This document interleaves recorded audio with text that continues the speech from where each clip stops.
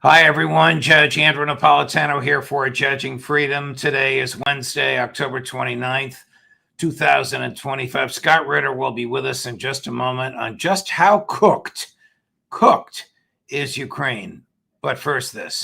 History tells us every market eventually falls. Currencies collapse. And look at where we are now. 37 trillion in national debt. Stocks at record highs defying gravity. So what happens next?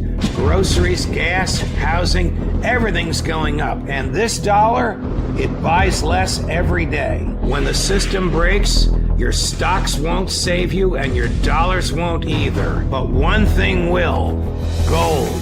I've said it on my show for years. Gold survives collapse. Central bankers know this and billionaires know it. That's why they're buying more. Is it too late to buy, or is it just the right time? Call my friends at Lear Capital to find out. Ask questions. Get the free information. There's no pressure. And that's why I buy my gold and silver from Lear. And right now, you can get up to $20,000 in bonus metals with a qualified purchase. Call 800-511-4620 or go to LearJudgeNap.com today. Scott Ritter, welcome here, my dear friend. I want to spend a fair amount of time talking to you about Ukraine, particularly General Abdi Alodinov, to whose dinner you invited me, but I was unable to attend. But before we do, what is your understanding of the current state of affairs in Gaza? Has the IDF unlawfully re-entered as occupiers? According to Hamas figures, they killed over 100 people last night. Again, just going off of the news reports, Israel used an incident that allegedly took place in Rafah, a place where Hamas says they have no presence. Somebody allegedly fired upon an Israeli soldier, and they use this as an excuse to unleash, an aerial assault on civilian targets in Gaza, killing, again, according to reports, 100 children.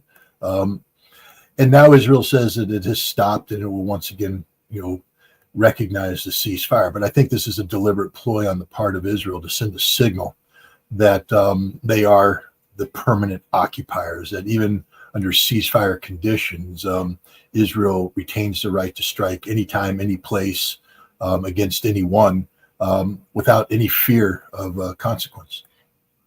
According to the Prime Minister's office, President Trump was informed of Prime Minister Netanyahu's instructions to respond with great force. I think that's the language that was used when translated into English. And he approved it. Could you imagine Netanyahu asking Trump for permission when he wants to start killing Palestinians again? Well, I don't imagine that Netanyahu asked for permission. I think Netanyahu informed Donald Trump based upon pre-existing agreements that were in place, that if Hamas, violated, in accordance with Israeli definitions of violation, any aspect of this agreement, that Israel retained the right to strike. And so I think that Netanyahu simply told Trump, the Hamas did this and we will be striking. He doesn't want Trump to be taken by surprise while on an overseas trip, because Trump has an ability when taken by surprise to say things off the cuff. And I think Israel is very concerned about narrative control here. But the idea that Netanyahu asked Trump for permission, I don't buy into that.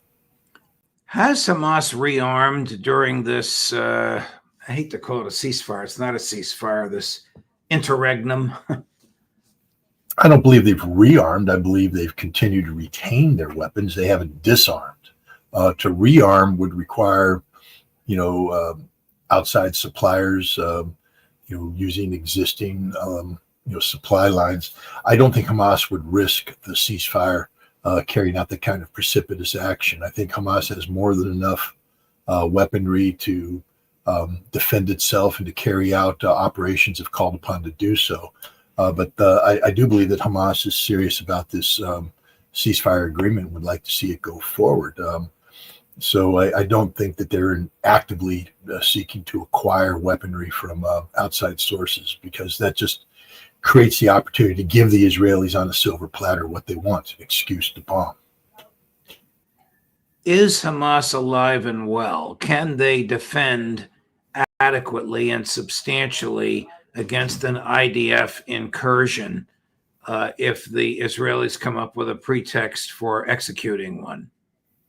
The answer is yes. We know this because Israel launched their vaunted, final assault into Gaza that quickly got mired down. That's why we have a ceasefire agreement today, because Israel tried to defeat Hamas and couldn't.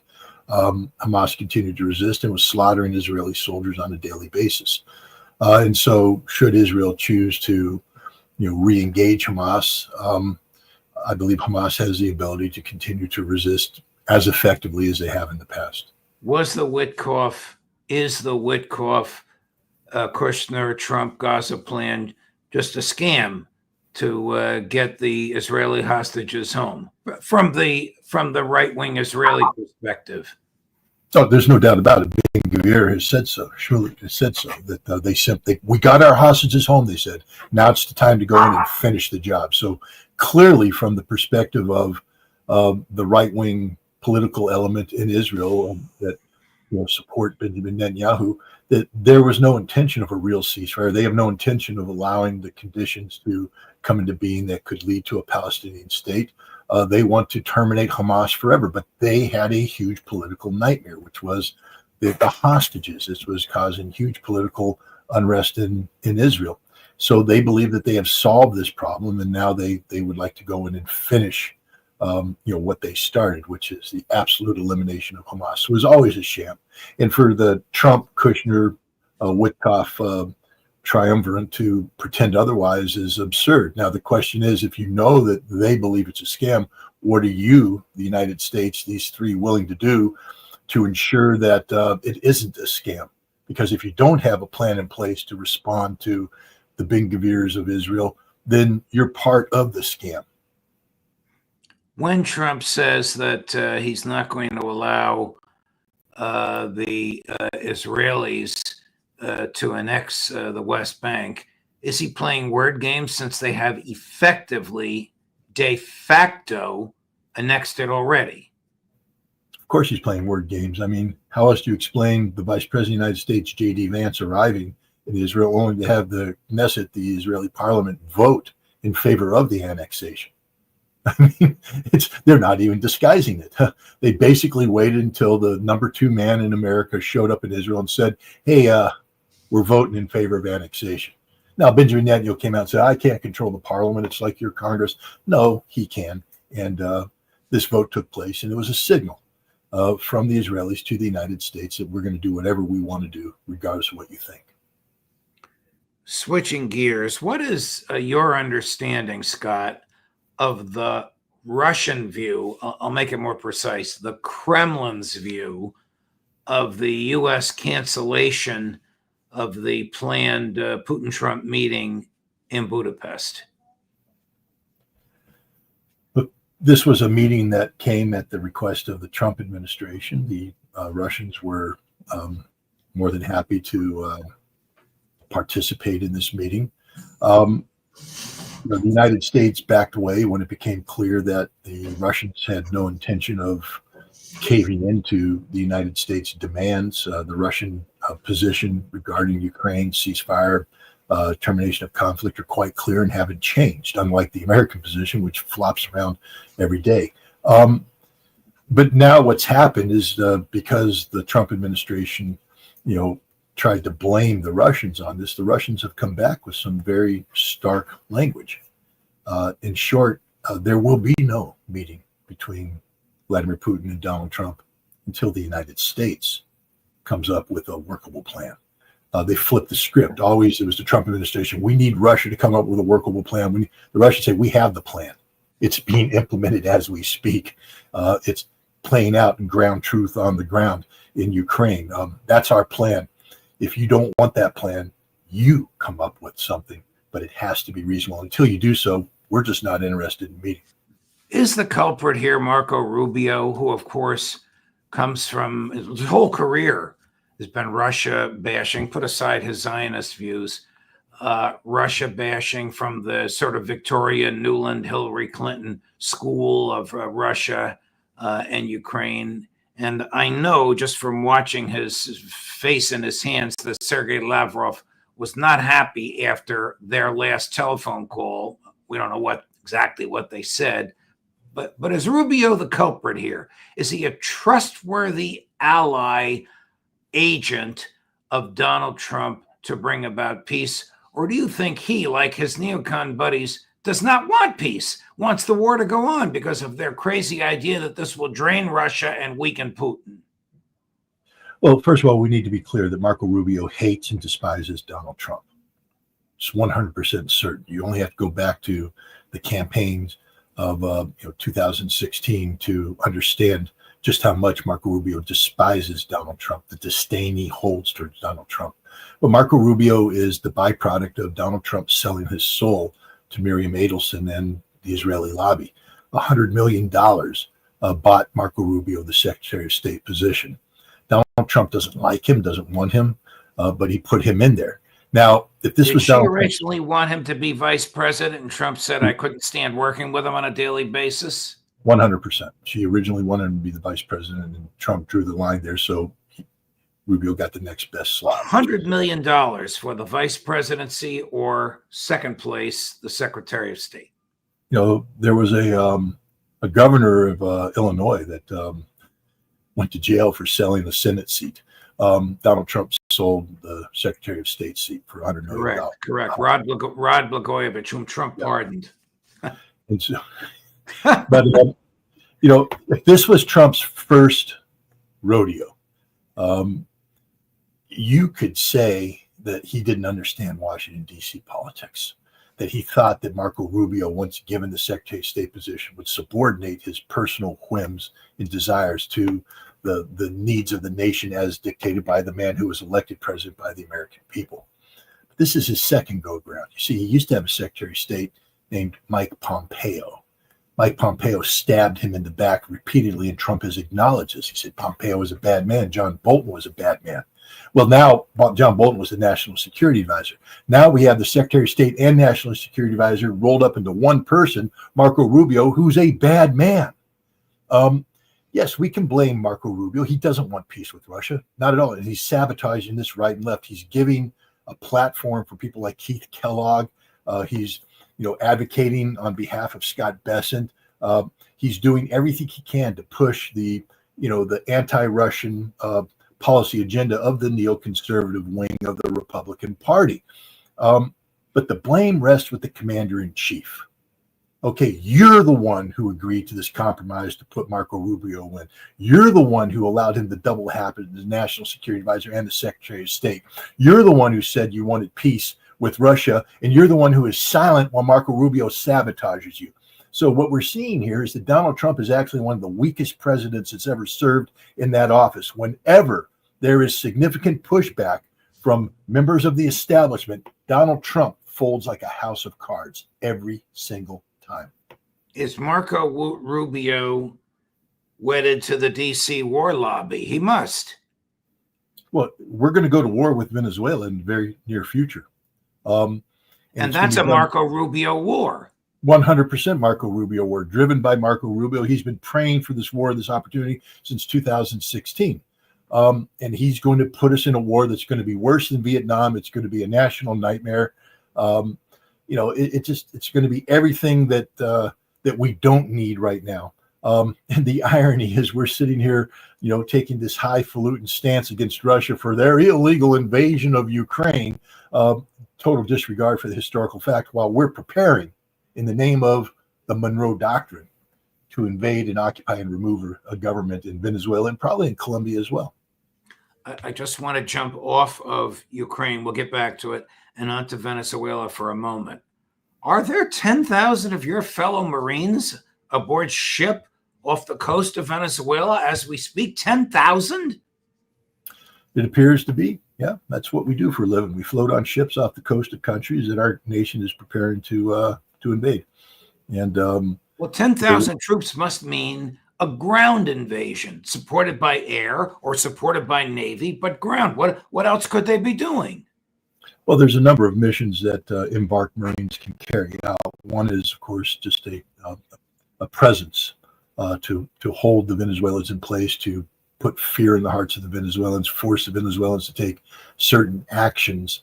Marines can carry out raids where we go in with a carefully crafted, package to go in and accomplish a mission, whether it is to, for instance, capture Maduro, seize, critical infrastructure, to destroy things. Go in, do your job, come out. 10,000 can get you a small foothold, but not much more than that. You're not going to occupy a country the size of Venezuela with a force of 10,000 Marines, no matter how good the Marines are. But with 10,000 Marines, you do have the ability to go in and do limited scope and scale military actions. Like I said, the biggest thing they do is just to have this force and readiness that forces the Venezuelans to make sure they have forces available to respond to any potential incursion by the Marines. Do you see a line of moral relativism between Netanyahu and Trump? Trump killing innocents aboard the ships in the Caribbean and in the Pacific. Trump willing to invade without even consulting Congress, much less getting a declaration of war. Netanyahu wantonly killing and looking for excuses to do it, even if the victims are children and babies. Well, first of all, the genocide that Netanyahu's carrying out in Gaza couldn't have been done without the support of Donald Trump in the United States. So Donald Trump is as guilty for the deaths of the Gazans in Palestine or in Gaza as Netanyahu is. Benjamin Netanyahu is not an American leader. So that, I condemn him wholeheartedly and I despise him. But, he didn't take an oath to uphold and defend the Constitution of the United States of America. Donald Trump did. And Donald Trump is operating in wanton violation of the Constitution. He's committing murder, acts of war crimes every time he goes forth. We do not have a state of war between the United States and Venezuela. Therefore, every one of these ships has to be treated as a non-combatant and cannot be fired upon unless they direct potentially lethal action against an approaching American vessel. We must close with and ascertain if any laws have been broken. And if laws have been broken, then we detain and bring to justice. What we're doing is murdering people, straight up murdering. And we have a president bragging about it.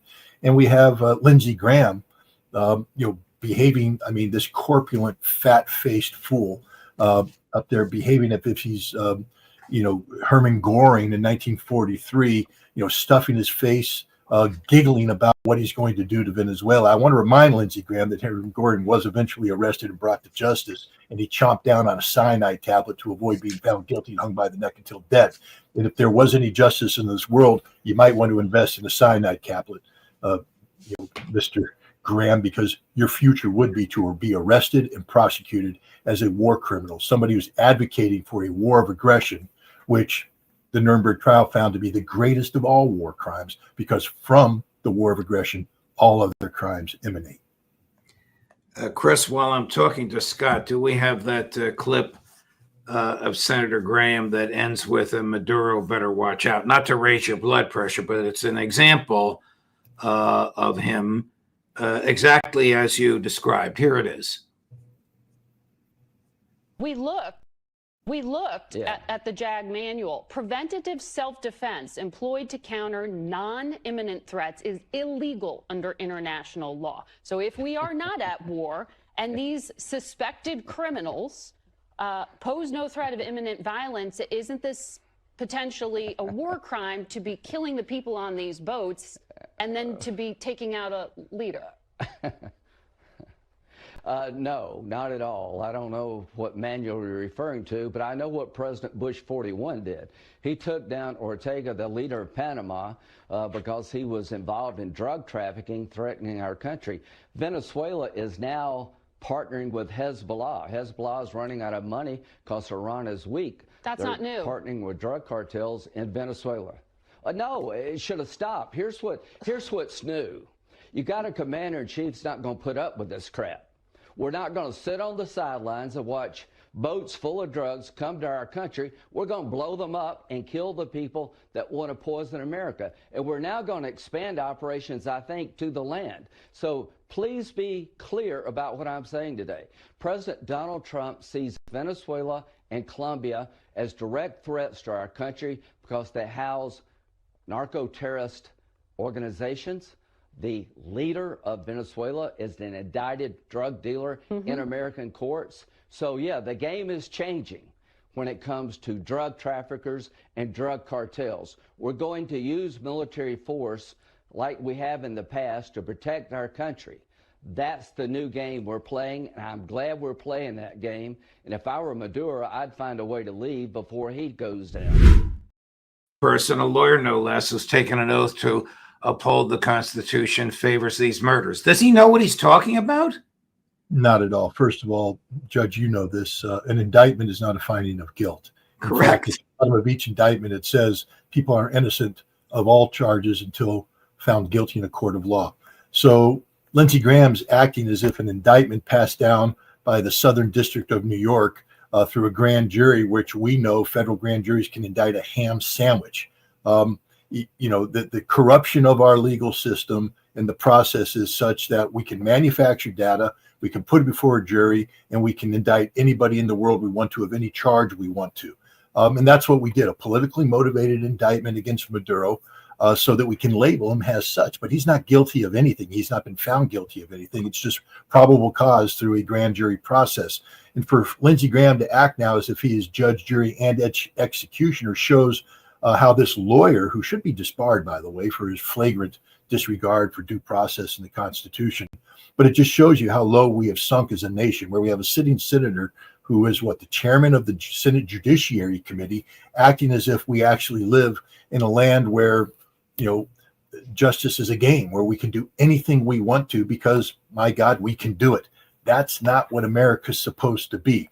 And I also want to remind him that the president,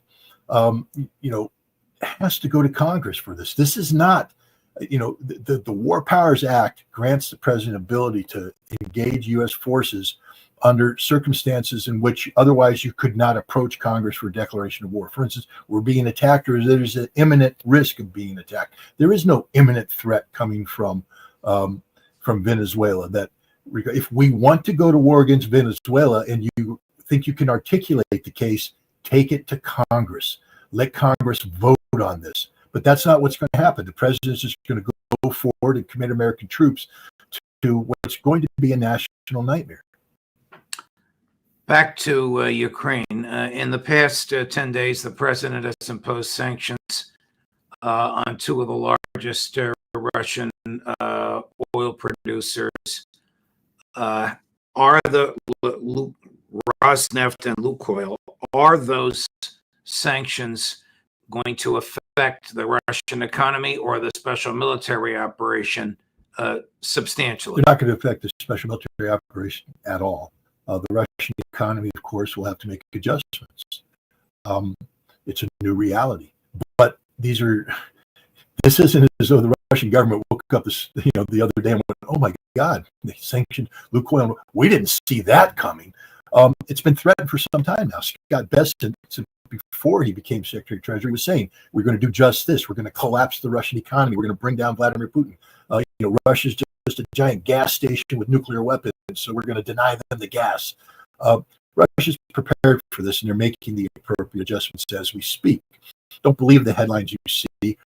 Russia still sells significant oil to India and significant oil to China, and that's not going to change. They're also selling significant oil to other nations in the global south. The one thing that Bessent maybe doesn't understand is that by doing this, you create market turmoil that Russia the ability to sell a couple 100,000 barrels of oil a day on the market. The oil that Russia is selling is, they're going to demand a higher price, which means Russia can outbid the competitors.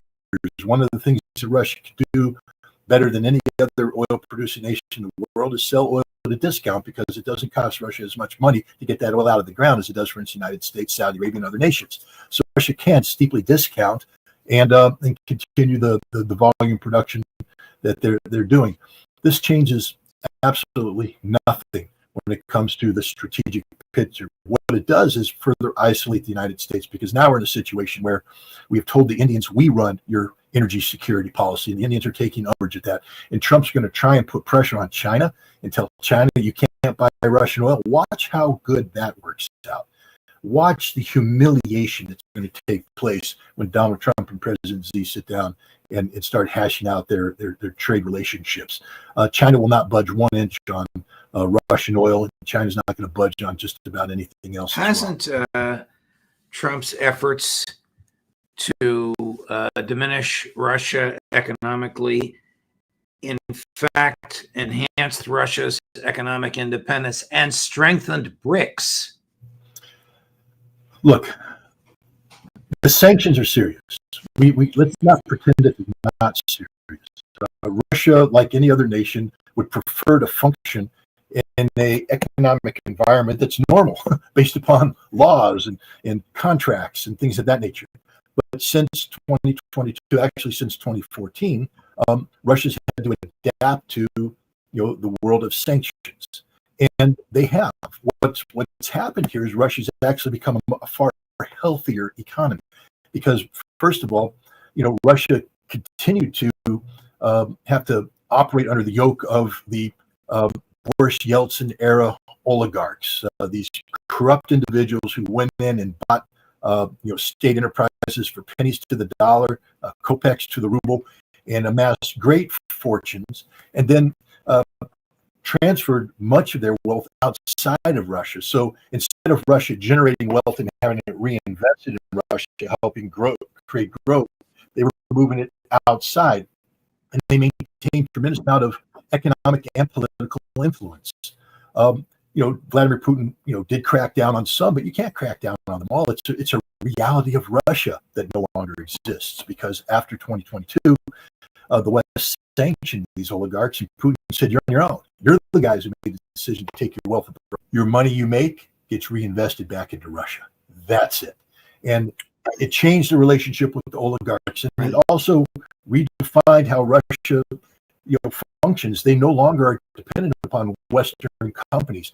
Look at Boeing. Boeing and Airbus have committed suicide here because they've gone along with these sanctions. And what has Russia's response been? To build their own domestic airline industry that today produces competitive aircraft with 100% made in Russia components. This wasn't going to happen. Russia wasn't going in this direction, but because of sanctions, they had no choice. And all of Russia's industries that way today. Russia doesn't need the West anymore. That's why Russia is, in effect, sanctioned proof. Is there developing in Russia? Now, you and I were just there for a week, and I didn't detect any of this. You have a lot more friends there than I do. And you were gracious enough to introduce me to your wonderful friends, for which I'm deeply grateful, as you know. Is there developing in Russia a sense of impatience military operation?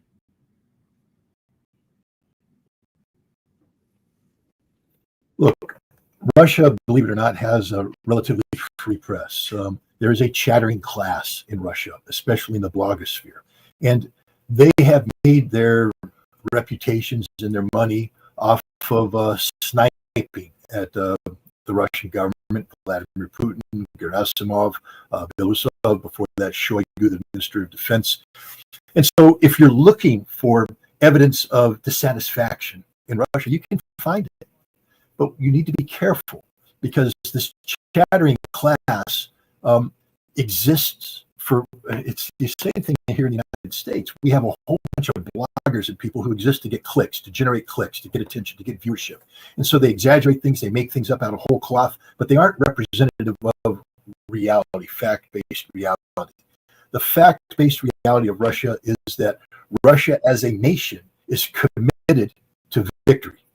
Russia as a nation is committed to victory. That victory doesn't come with a timeline. This isn't victory with a caveat. It has to be done by this date, that date, or this date. Russia as a nation is committed to victory, and Russia overwhelmingly supports the leadership that it has, who will deliver victory to them, and they are confident that this will be done the right way. They're not in a rush. The only people that are in a rush for this war to come to an end is in the West, because we're the ones you keep putting calendar. Russia's just in the business of getting the job done, and they don't give a damn about our calendar. Given the economic and political weakness in Western Europe, and given the mercurial nature of Trump, one day threatening tomahawks, the next day saying no, how much longer do you think Zelensky and company can last? I mean, stated differently, how much longer can the Ukraine military last? I want to remind people that Ukraine is the second largest nation in Europe after European Russia. It's bigger than Germany, it's bigger than France, it's bigger than Italy, it's bigger than Spain, it's bigger than all these nations. You're like, yeah. But I don't know what's going on outside. But the reality is, Ukraine is not a minor country. It takes a lot to defeat a nation the size of Ukraine with the resources that Ukraine has. Russia's in the business of doing that without, by the way, significant mobilization. There was one mobilization that took place in 2022 for 300,000 men. Since that time, Russia's sustained this conflict with contract recruitment, similar to what we do here in the United States with volunteers. Ukraine, on the other hand, is to their 7th or 8th mobilization. They've reinvented their military 5 times. That means rebuilt from the ground up with new troops, new equipment, hundreds of billions of dollars of investments. This cannot. Ukraine admits that Ukraine's economy is toast. There is no economy. Ukraine lives off of $120 billion of donated funds. Without this funds, Ukraine collapses. This cannot go on indefinitely. And I think the Russian targeted air campaign right now, which is taking out Ukrainian energy, is going to make for a very, very difficult winter for all of Ukrainians. And that's going to have a political impact on Zelensky's future. I was going to ask you about General Apti, but I think I've been overruled by the dogs. I think they're okay. You can ask the question. I'll do my best.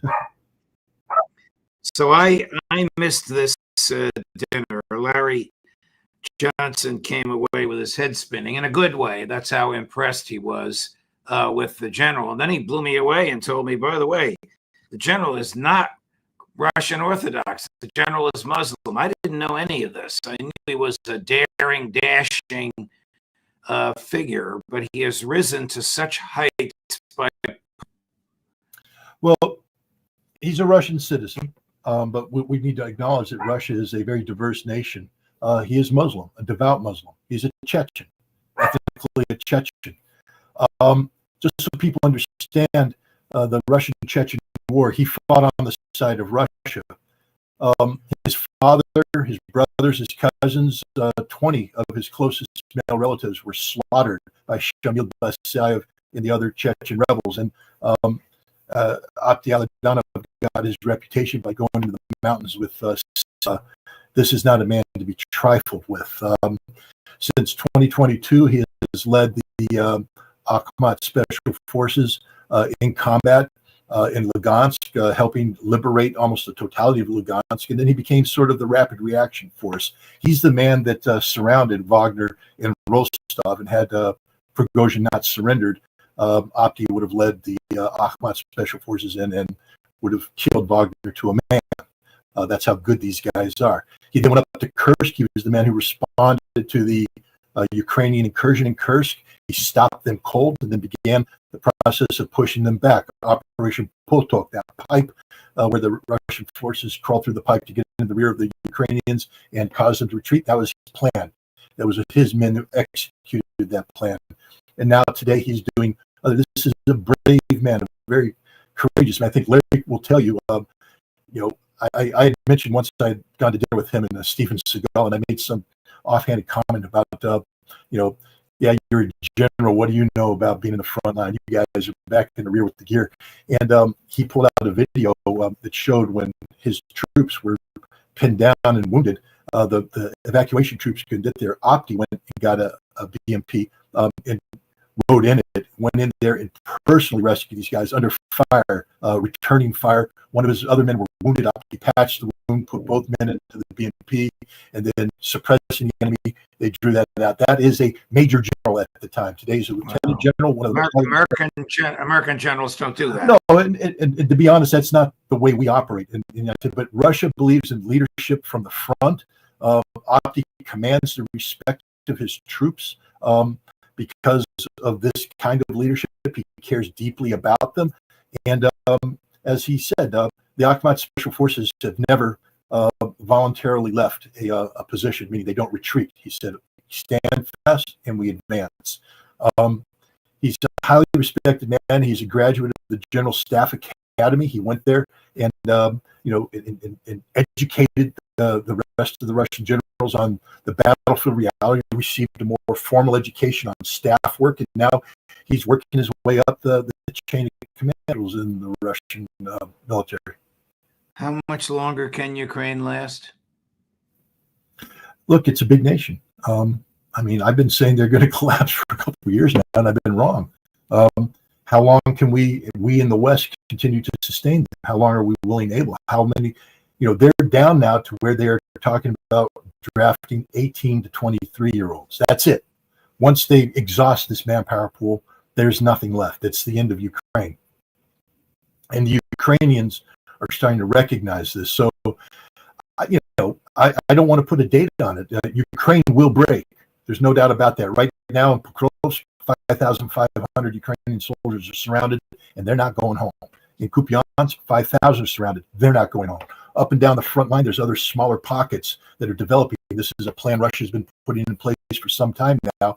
And as they close the pincer on these pockets, there's a potential of 50,000 Ukrainian soldiers being trapped. Now, most of those will retreat, but the point is Russia's dominating this battlefield like it's never dominated before, and Ukraine is simply running out of the resources needed to plug the holes. I guess the question is, how long will it take to kill the last Ukrainian? Great observations, Scott. Terrific observations this week. Of course. Coming up at 3:00 this afternoon, Phil Giraldi, Judge Napolitano for Judging Freedom.